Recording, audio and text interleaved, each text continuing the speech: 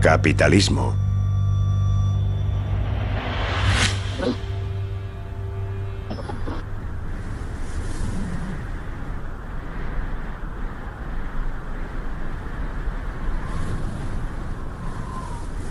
Enterrados bajo las dunas están los restos y los secretos de las antiguas civilizaciones de Mesopotamia, el amanecer de nuestra historia económica.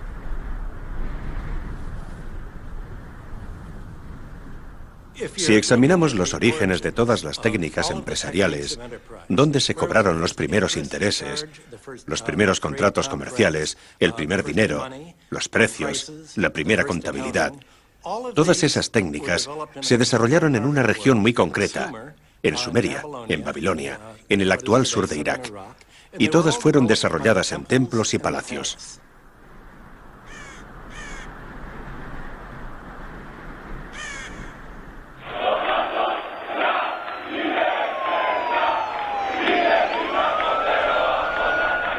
Atenas, 2012, 5000 años después, es la mejor imagen de nuestra crisis económica. Una ciudad y un país en estado de shock, obligados a soportar programas de austeridad a cambio de préstamos.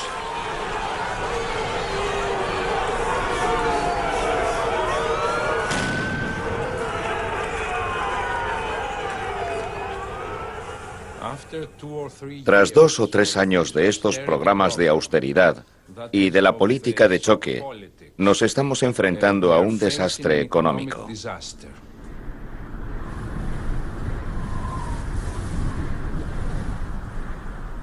¿Qué hace que las civilizaciones desaparezcan y sus economías se hundan?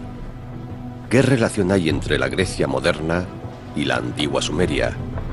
Hubo un historiador económico que sostenía que las respuestas podrían estar enterradas entre las ruinas de las antiguas civilizaciones. Karl Polanyi, el factor humano.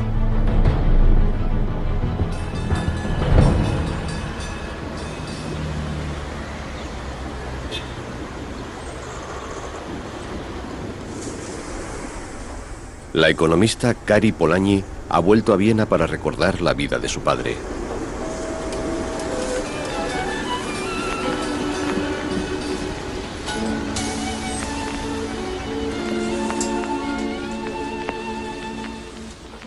Karl Polanyi nació en Viena en 1886 y creció en Budapest. Contrajo el tifus durante la Primera Guerra Mundial y llegó a Viena en 1919 como refugiado cuando la República Húngara, que él había apoyado, se hundió. Ja, bitte schön.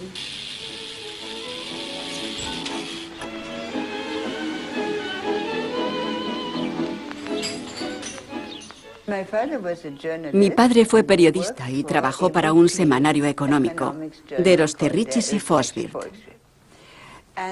Naturalmente los trabajos tenían un plazo de entrega y él tenía que terminar sus columnas el jueves por la noche. Y mi padre era fumador y en esta habitación no se veía absolutamente nada porque estaba llena de humo.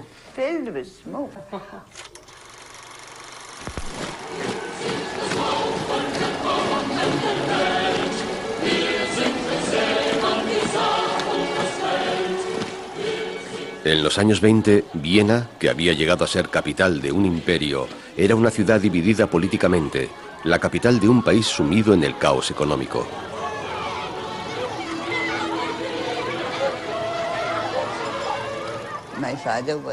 Mi padre vivía en una Viena donde el desempleo era masivo y donde había un partido socialista muy fuerte.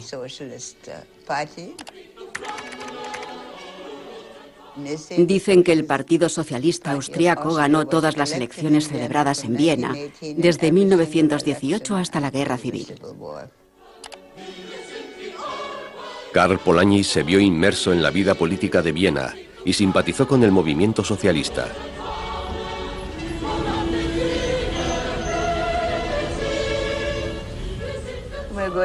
Vamos a visitar el Karl Marx Hof, el proyecto de viviendas sociales más avanzado de toda Europa.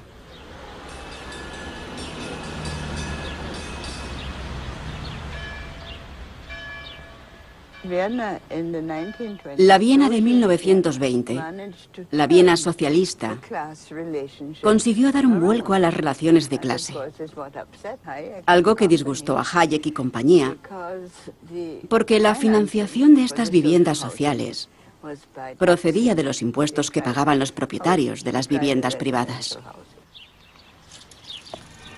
En 1934, este experimento tuvo un final abrupto. Civil war flares up suddenly in Austria. The government, deciding to suppress the socialists, countered a general strike by martial law. The strongholds in which the Schutzbund, or Socialist Defense League, hold out are huge blocks of flats built for the Viennese workers by the Socialist Council of the city. The strength of the buildings enables them to prolong resistance for several days, and artillery has to be brought into action against them.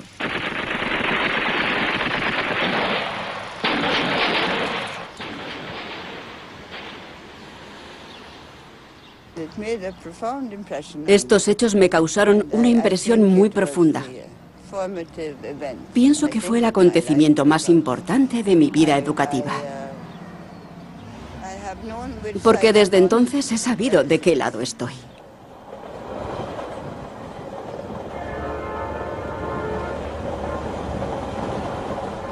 Karl Polanyi había dejado Viena un año antes, tras ser despedido de su empleo debido a sus ideas políticas. Tras la caída del Partido Socialista Austríaco, su entonces hija de 10 años, Kari, lo acompañó a Inglaterra.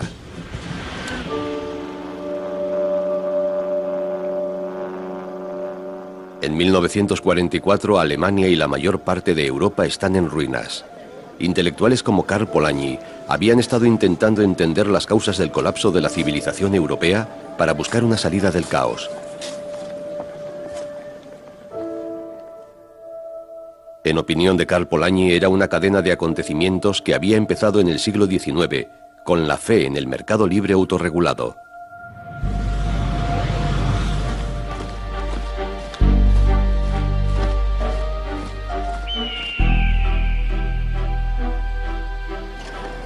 Nuestra tesis es que la vieja idea de un mercado autorregulado implicaba una utopía. Semejante institución no podía existir durante ningún periodo concreto sin aniquilar la sustancia humana y natural de la sociedad. Destruiría físicamente al hombre y transformaría su entorno en un páramo. Karl Polanyi, la gran transformación.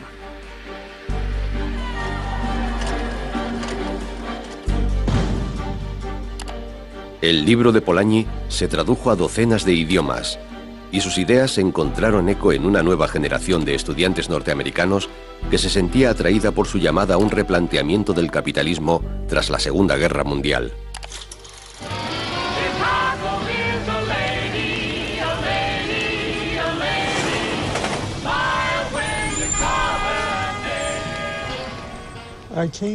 Llegué a la Universidad de Chicago en 1950 y supongo que mi generación tenía determinados intereses, objetivos o preocupaciones. Y lo que encabezaba la lista era la pregunta: ¿volveremos a tener una gran depresión como la que vivimos en los años 30? Beyond the facade of the skyline swept under the city's rug.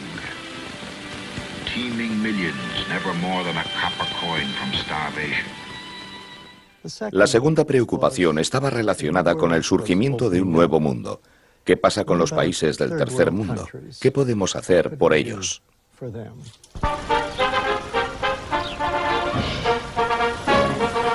Somewhere east of Suez, where the best is like the worst, a crowded continent swarms with people, with palaces and poverty.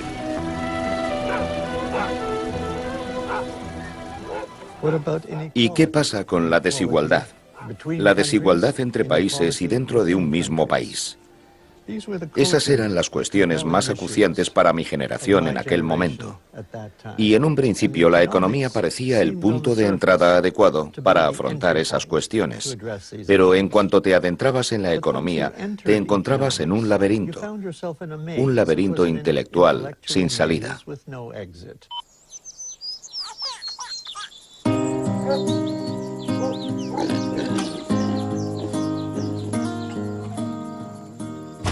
Empezabas con una propuesta básica, como por ejemplo que el problema económico es la escasez, porque carecemos de los recursos necesarios para darle a todo el mundo tanto como quisieran.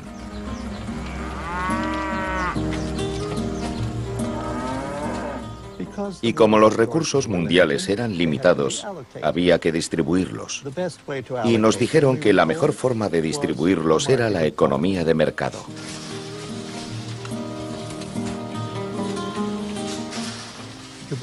Estábamos inmersos en la economía de mercado, lo cual era una forma de alienación intelectual de los problemas reales del mundo.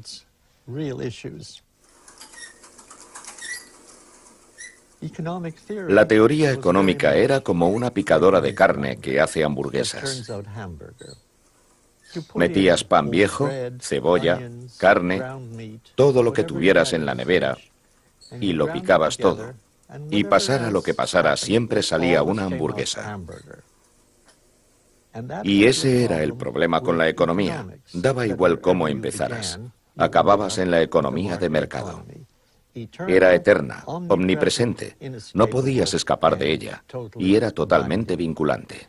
Mi intuición me decía que yo tenía que huir de esa corriente.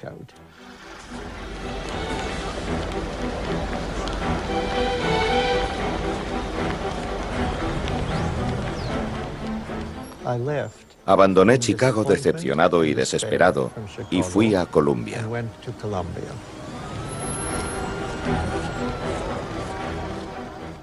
Y en Columbia vi por casualidad que iba a impartirse un curso llamado Historia Económica General a cargo de un profesor de quien nunca había oído hablar, Karl Polanyi.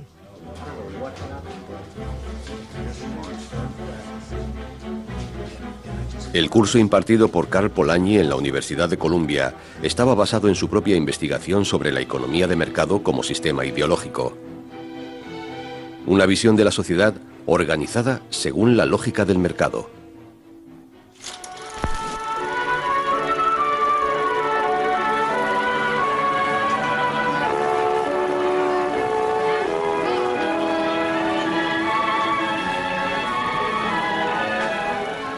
To help us get a glimpse into the future of this unfinished world of ours, there has been created for the New York World's Fair a thought-provoking exhibit of the developments ahead of us. The greater and better world. El futuro del capitalismo tal y como se veía en una exhibición patrocinada por General Motors en la Exposición Universal de 1939. Una visión corporativa de la libertad y las necesidades humanas cubiertas por el mercado libre. Come, let's travel into the future. What will we see? Firebird 2 to Control Tower. We are about to take off on the highway of tomorrow. Stand by. Es el resultado de una visión mercantil de la sociedad, escribió Karl Polanyi, que equipara la economía con las relaciones contractuales y las relaciones contractuales con la libertad.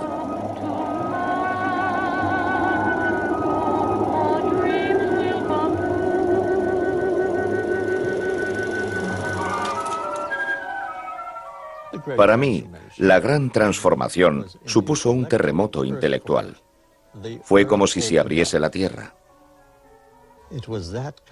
El libro analizaba con una agudeza brillante la llegada de la economía de mercado al unísono con la revolución industrial.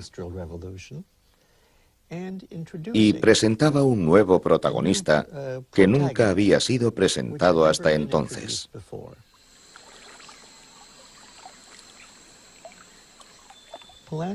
En su libro, Polanyi nos decía que había otro jugador en la economía, además de las fuerzas del mercado, la propia sociedad.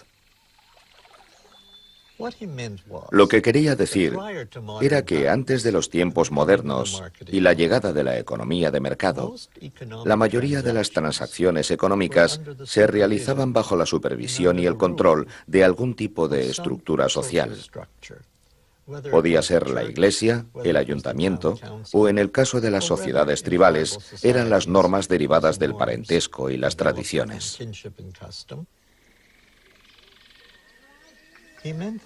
Por consiguiente, según Polanyi, durante la mayor parte de la historia, la economía estaba incrustada en la sociedad. Las normas sociales tenían prioridad sobre las actividades económicas. Así es como el cineasta estadounidense D.W. Griffith imaginó Babilonia en su película clásica de 1916, Intolerancia. Babilonia era una de las sociedades antiguas que había estudiado Polanyi.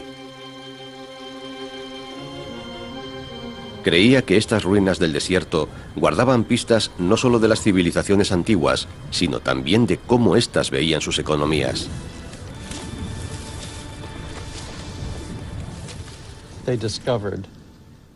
En la antigua Babilonia, la actual Irak, descubrieron varias tablillas que eran los contratos formalizados para comerciar entre el palacio y las zonas periféricas.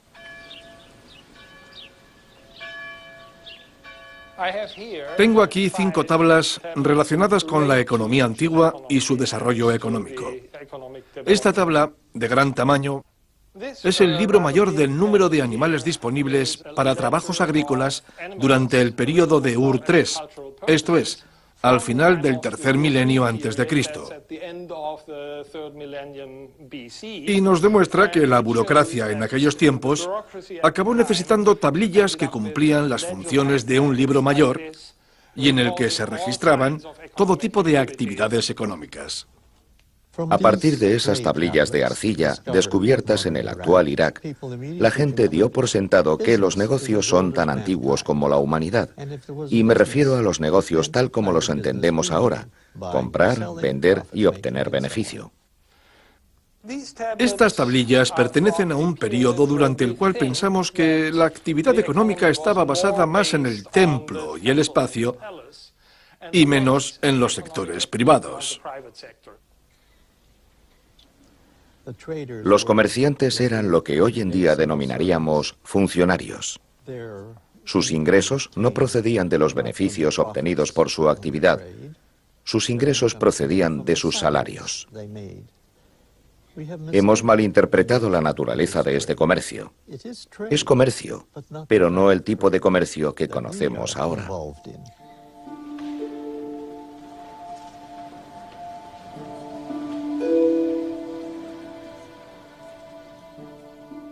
Era una indicación de lo atrapados que estábamos en la historia económica, porque en cuanto veíamos algún ejemplo de actividad comercial, y el comercio es tan viejo como la humanidad, pensábamos, negocio.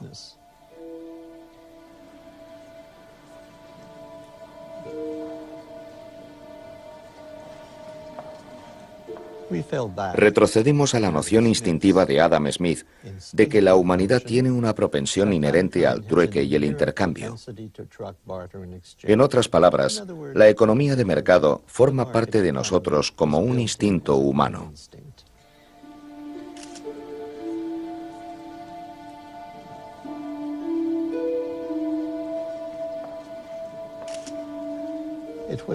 Fue de esta especie de vicio de lo que quiso escapar Polanyi.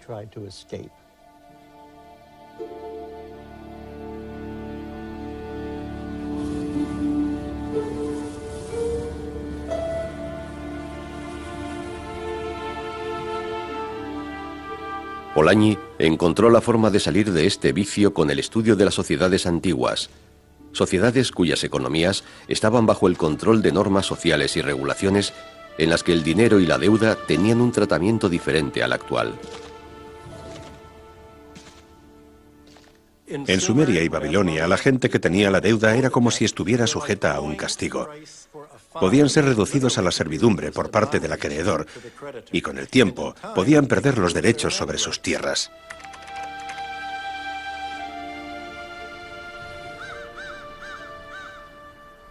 Cada nuevo dirigente sumerio permitía a la gente empezar de nuevo. Y eso significaba, 1, saldar la deuda de los siervos.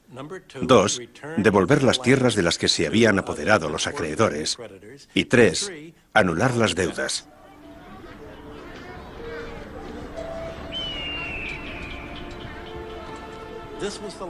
Esta era la ley que los judíos cautivos aprendieron en Babilonia. Y la práctica hebrea del dror contenía exactamente las tres mismas cláusulas. Restablecías la igualdad inicial de la producción económica y dejabas las cosas tal y como estaban antes.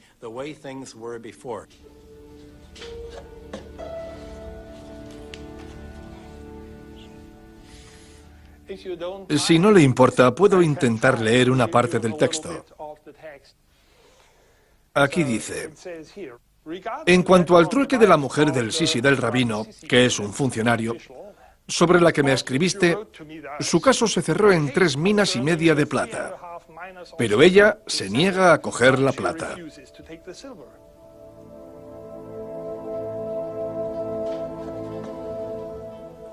Ahora tenemos cientos de miles de tablillas de escritura cuneiforme que nos dicen quién era el acreedor de las primeras deudas y quiénes eran los deudores. Casi todas las deudas correspondían al sector público, al palacio, al templo y a sus recaudadores. Como el gobierno era el principal empresario y acreedor, resultaba fácil cancelar las deudas, porque cancelabas deudas que te debían a ti. Algo que resultaba muchísimo más complicado en la antigüedad clásica, cuando los acreedores eran privados.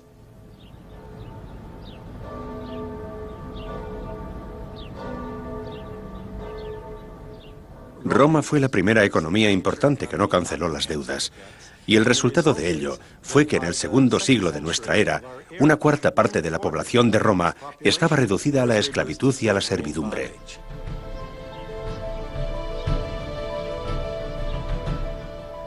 Si analizamos las revueltas, insurrecciones y revoluciones, me arriesgo a aventurar que a lo largo de la historia humana se han producido más insurrecciones por culpa de la deuda que por ningún otro conflicto.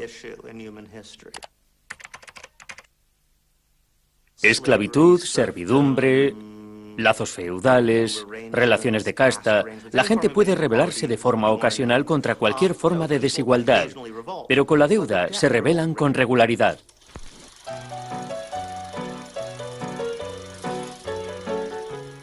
¿Qué es la deuda después de todo? Es un contrato entre dos partes iguales que no volverán a ser iguales hasta que una de ellas devuelva el dinero, lo cual implica que pueden no volver a ser iguales.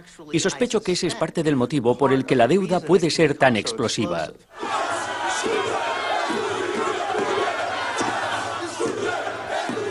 Ha pasado mucho tiempo entre la caída del Imperio Romano y la Europa posterior a la crisis económica de 2008. Sin embargo, la cuestión de la deuda sigue siendo tan importante como antes. Y la forma en que la sociedad trata la deuda nos vuelve a llevar a Karl Polanyi.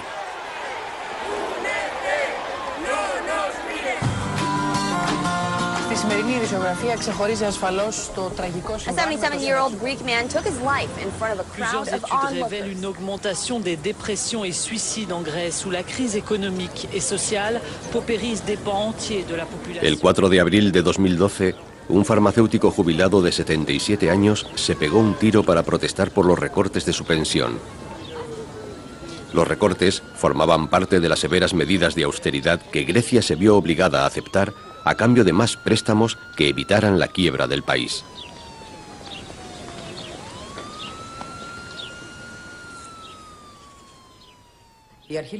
El principio empieza con el final. Esas fueron las últimas palabras que dejó mi padre en mi teléfono móvil. El final. Respondí enseguida. Lo llamé, pero no tuve respuesta. Fui a su casa y cuando vi la nota, supe que el hombre que se había suicidado era mi padre.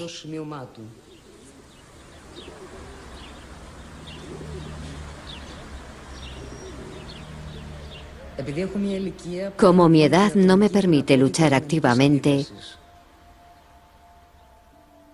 no veo otra solución que ponerle un final digno a mi vida antes de verme obligado a buscar comida en la basura. Nos enfrentamos a un desastre económico.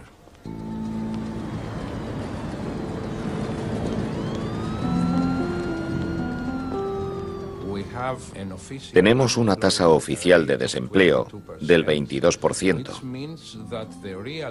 lo que significa que la tasa real debe rondar el 30%.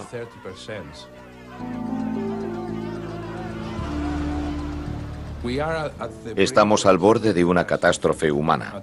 En este mismo momento hay al menos 20.000 personas buscando comida y otras cosas necesarias en la basura.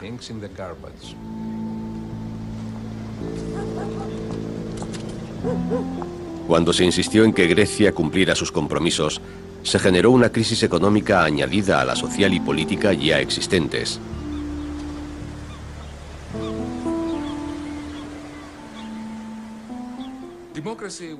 La democracia siempre ha sido un sistema muy inseguro, imperfecto y precario. Pero nunca antes la democracia ha corrido tanto peligro como ahora.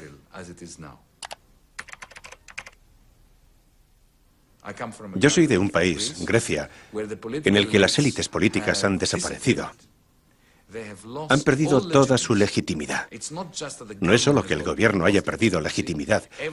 Todos los movimientos políticos han perdido legitimidad. Y ese es un golpe muy duro para el país en el que nació la democracia.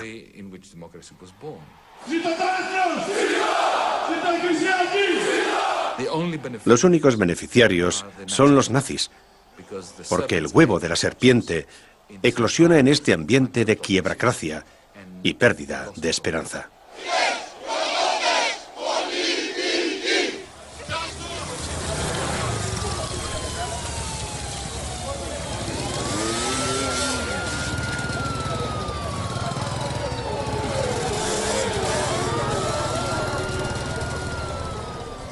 ¿Por qué pasa hambre la gente? Porque no hay trabajo y por culpa de la invasión de inmigrantes ilegales. Tienen que irse, por voluntad propia o a la fuerza. Y se irán, puede usted estar seguro.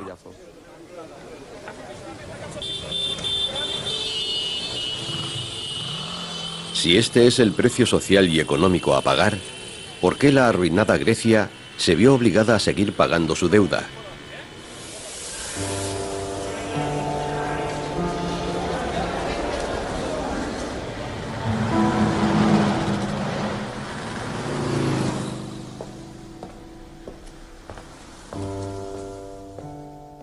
La deuda ejerce un extraño poder moral sobre nosotros. Parece poder justificar cualquier cosa.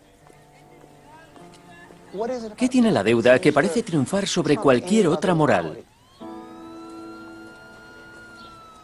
He investigado esta cuestión y he descubierto que esta especie de confusión moral, este conflicto moral sobre la deuda, se remonta a hace miles de años. La gente ha tenido este tipo de discusiones desde siempre. Y creo que el motivo es el siguiente. ¿Qué es una deuda? Una deuda es una promesa. Pero en cierto modo es una promesa muy extraña. Yo incluso diría que es la perversión de una promesa, porque es una promesa que ha sido teñida con una mezcla de matemáticas y violencia.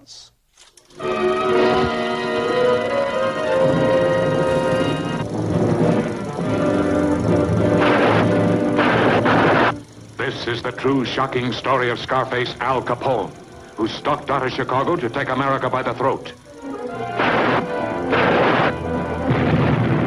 Por eso la mafia, por ejemplo, siempre intenta convertirlo todo en deuda para moralizarla.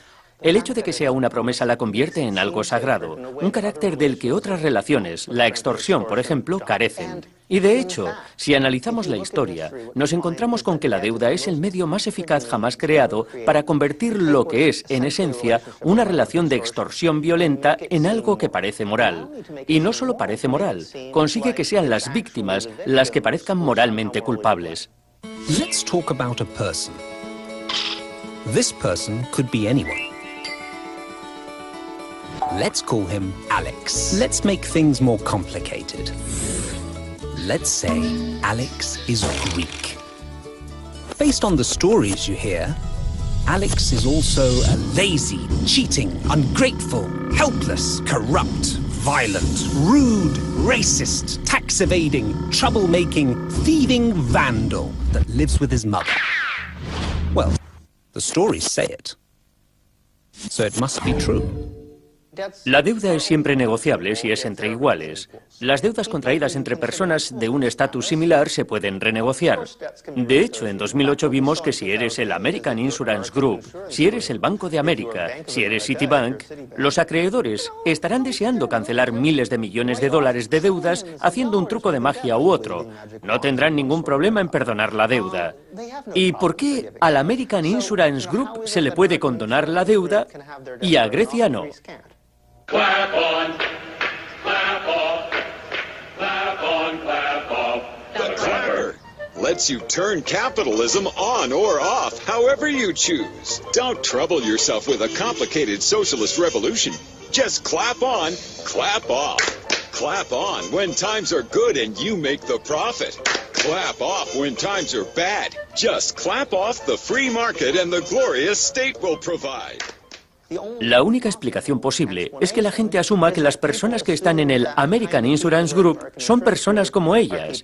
Y de hecho, si analizamos la historia, comprobamos que las deudas entre iguales son fundamentalmente diferentes a las deudas contraídas entre los poderosos y los que no lo son. ¿Qué ha pasado? ¿Cuándo se convirtió la deuda en una cuestión puramente económica? ¿Cuándo la economía ganó preponderancia sobre las relaciones sociales?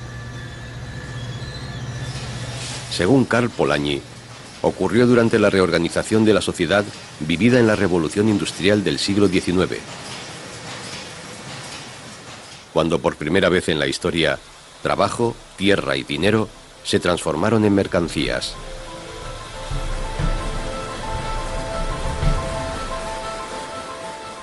Pero es obvio que trabajo, tierra y dinero, escribió, no son mercancías.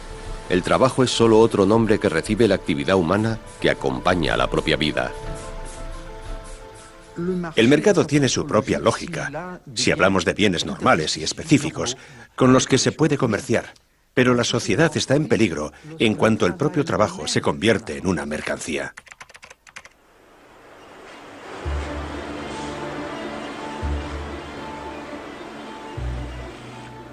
La tesis de Polanyi era que si el trabajo se transforma en una mercancía, la sociedad corre el riesgo de derrumbarse.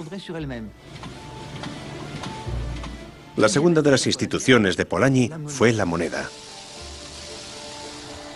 El dinero es un signo social del poder adquisitivo, escribió Karl Polanyi.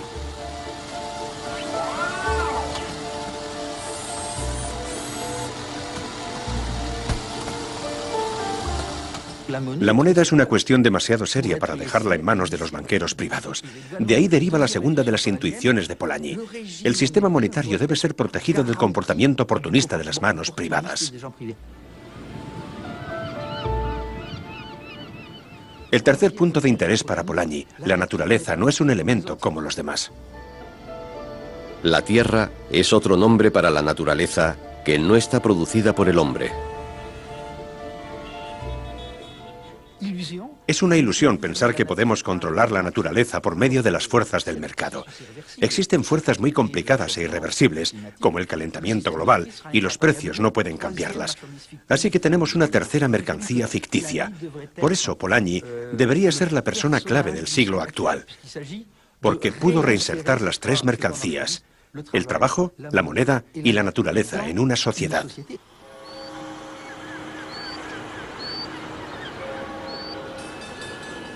Según Polanyi, los problemas de la sociedad empiezan al fingir que esas mercancías se van a comportar como si fueran reales. La deuda griega ilustra las fatales consecuencias. Su historia empieza aquí, en Frankfurt. Los bancos alemanes son los dueños de la mayor parte de la deuda griega. Los acreedores siempre intentarán recuperar su dinero. Y efectivamente, tras haber prestado muchísimo dinero, quieren recuperarlo. Están intentando extender esos préstamos, subir los impuestos e imponer la privatización de los activos griegos para recuperar su dinero. 400 people have been detained in the Eurozone's financial capital after clashes broke out there on a second day of anti-austerity protests. A Grecia le ofrecieron un rescate para poder pagar a sus acreedores, más préstamos a cambio de medidas de austeridad y la privatización de las empresas públicas. No hubo rescate ni para los griegos, ni para los irlandeses, ni para los portugueses. Lo que hubo fue un intento cínico de transferir las pérdidas de los bancos alemanes sobre los hombros de los contribuyentes alemanes. Visto desde una perspectiva griega, los países del norte de Europa querían proteger a sus bancos de las devastadoras pérdidas que tendrían si Grecia no pudiera pagar su deuda. En mayo de 2012, tuvimos un ejemplo claro de quiebracracia al estilo europeo. El Estado griego recibió dinero del Fondo del Rescate, que naturalmente había sido respaldado por los contribuyentes alemanes. Pero ¿qué pasó con ese dinero? Se utilizó para estimular la economía griega y poder pagar el subsidio de desempleo de los griegos, dado que el paro se había doblado del 10 al 20% y ahora está en el 25%. No. Ni uno de esos euros llegó a la economía griega de ninguna forma. Ese dinero, los 4.000 millones de euros, se usaron para pagarle al Banco Central Europeo los bonos del Estado griego que había comprado.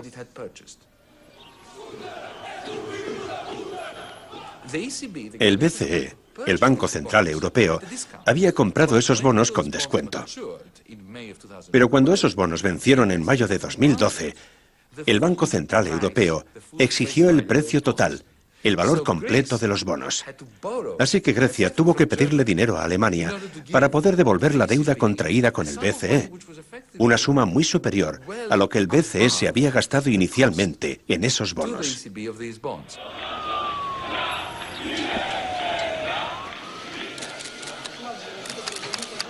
We have to compliment the government and therefore also the people of Greece in the perseverance of going through these difficult times and going through difficult measures that were inevitable to be taken. Creo que el rescate fue una herramienta de marketing perfecta, pero aquello fue todo menos un rescate. Es cierto que está manteniendo vivo al paciente al hacer que Grecia siga siendo solvente sin quebrar, porque si se produjera la quiebra, los bancos y los acreedores lo perderían todo. Finges que Grecia es solvente y puede devolver sus deudas, lo que te hace ganar tiempo para intentar recaudar lo máximo posible a través de los impuestos o las privatizaciones.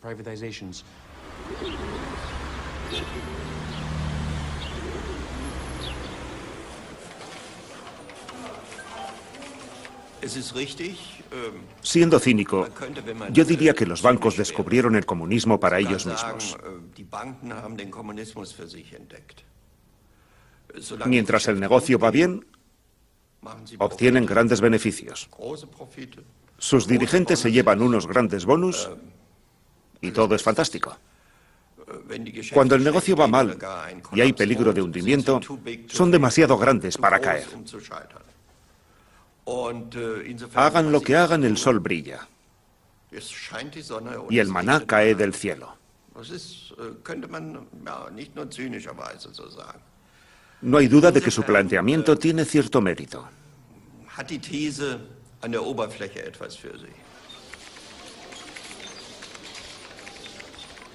El capitalismo como método de producción va mucho más allá. Y no solo es cuestión de rescatar o no a los bancos. Porque yo me planteo una pregunta. ¿Cuáles hubieran sido las consecuencias? Si yo hubiera estado en el gobierno, ¿yo también habría rescatado a los bancos? Sí. ¿Por qué? Porque sin los rescates, sin la activa intervención de los estados y sin los miles de millones de dólares, euros y yenes invertidos, esta es la clase de crisis que hubiera conducido a un colapso masivo de los bancos. Y la consecuencia de todo ello habría sido el colapso masivo del sistema económico mundial.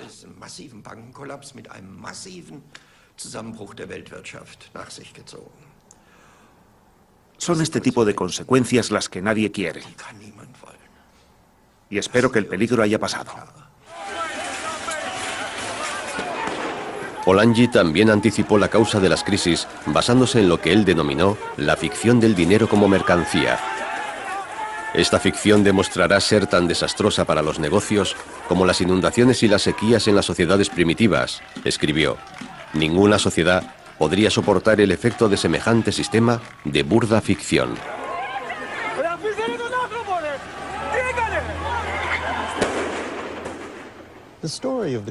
La historia de la gran transformación es la historia de una reacción. La sociedad se había convertido en un protagonista importante. Y eso era una novedad, porque para quienes se dedicaban a la economía, el individualismo era la clave. No había sociedad.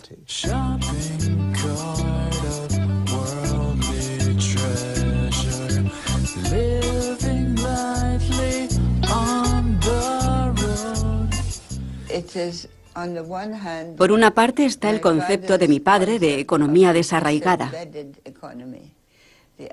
La idea de que el capitalismo ha desarraigado la vida económica de la base social, o más bien ha transformado la base social para servir a la economía.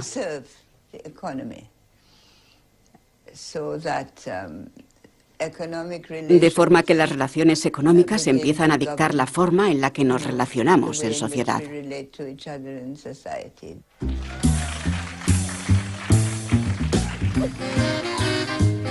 The golden era of consumption. It is so important that protecting this era has become the top priority for the materials economy. That's why after 9/11, when our country was in shock and President Bush could have suggested any number of appropriate things, to grieve, to pray, to hope. No, he said to shop, to shop. We have become a nation of consumers. Según la perspectiva de mi padre, la situación es la contraria. La sociedad es la base y, en cierto modo, la economía descansa sobre la sociedad. Y cuando esos vínculos desaparecen y cuando la economía se desarraiga de la sociedad y asume una vida propia y nos dice lo que hay que hacer y cómo trabajar y cómo consumir y cómo pensar, nos encontramos automáticamente con un sistema insostenible porque devora las relaciones sociales y también nuestra relación con el entorno natural. En Grecia, el lugar donde Dimitris Christoulas se suicidó es ahora un santuario. Su funeral se convirtió en una manifestación política.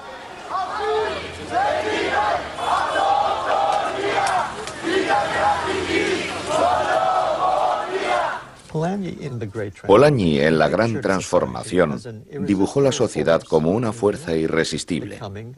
Se planteó la llegada de unas nuevas instituciones de mercado que se lanzaban de cabeza contra un objeto inamovible, la sociedad en sí misma. Y el motivo por el que se produce ese choque es porque la nueva economía de mercado lanza una especie de red que lo cubre todo. Papá, ya no podía soportar más ataques contra la libertad, la democracia y la dignidad. No podías apoyar la llegada de esta economía cruel y el apartheid social. No podías soportar seguir asistiendo a la rendición de la independencia de tu patria. No podías seguir soportando la brutalidad de un capitalismo que nos devora la vida sin que nadie reaccione.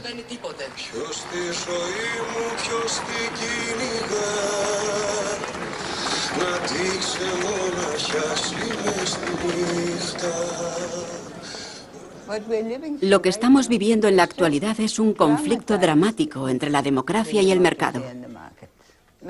Mi padre decía que hay un problema, una contradicción entre el capitalismo y la democracia. Nos han presentado al capitalismo y la democracia como algo complementario, dos conceptos que van unidos. Pero si los examinamos con atención, veremos que no es así.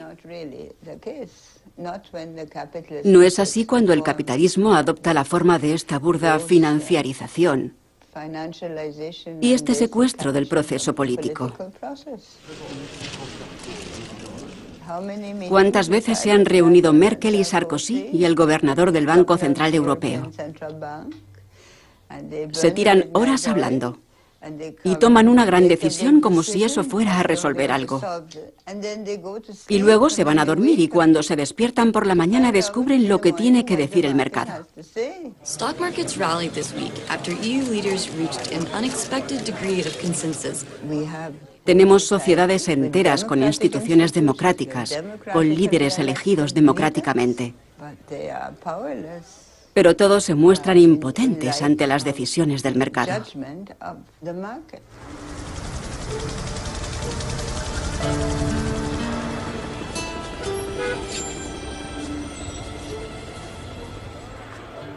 El observador contemporáneo se encuentra ante una paradoja. ¿De dónde procede el poder de las finanzas? Procede del hecho de que los votantes votan. Cada 5 años para la presidencia, cada 5 años para el Parlamento, con regularidad en elecciones locales. Pero los mercados financieros todos los días, cada 20 segundos, evalúan el coste de la refinanciación de la deuda pública.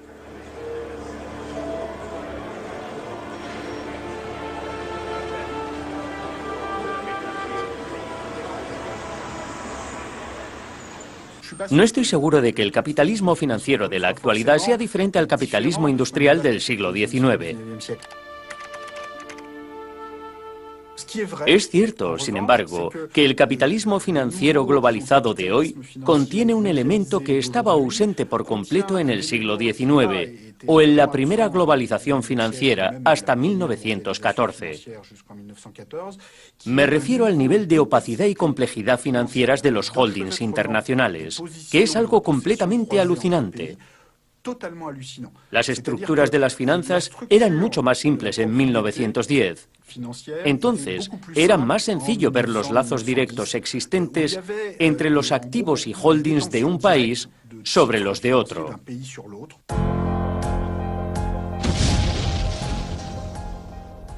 Hoy la situación es mucho más complicada, porque gracias a un sistema de intermediación financiera muy sofisticado, existen una serie de holdings internacionales que crean una sensación de desposeimiento entre la gente.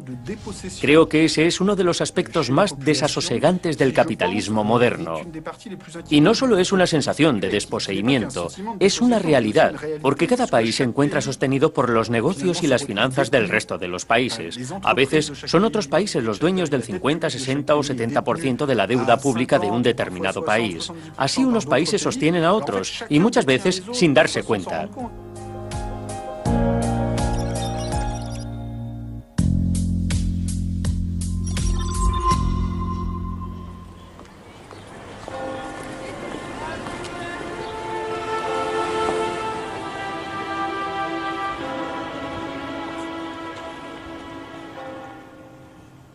Para Adam Smith, un mercado libre era un mercado libre de rentistas, esto es, personas que recibían un ingreso sin trabajar.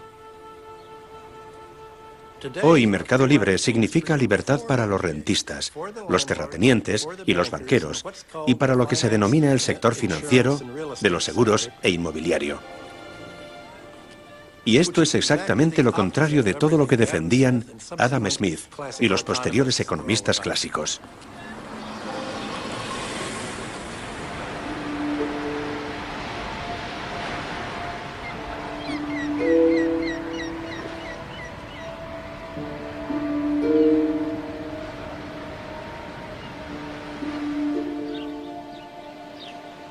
Karl Polanyi murió en 1964. Sus cenizas fueron enterradas en Budapest, la patria que había abandonado 45 años antes.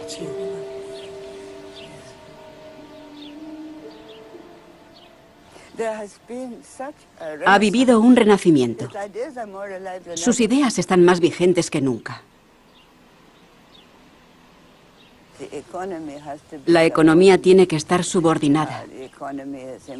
La economía es importante, pero no puede situarse por encima y colonizar, por decirlo así, el resto de los aspectos de la vida social y de la sociedad.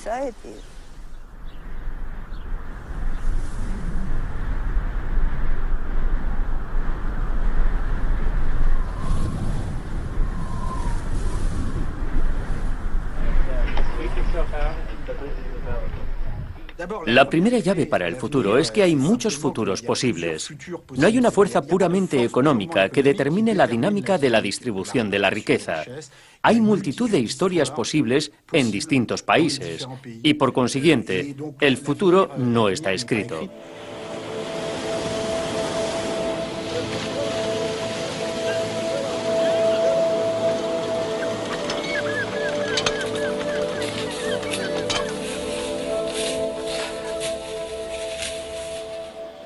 Si queremos encontrar la llave de un futuro dinámico en base a todo lo que hemos aprendido a lo largo de la historia, es inaceptable que el retorno sobre el capital sea estructuralmente más fuerte que la tasa de crecimiento.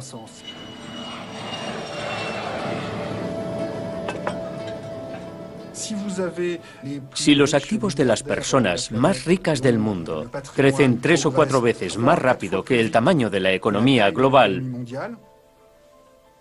tenemos un problema.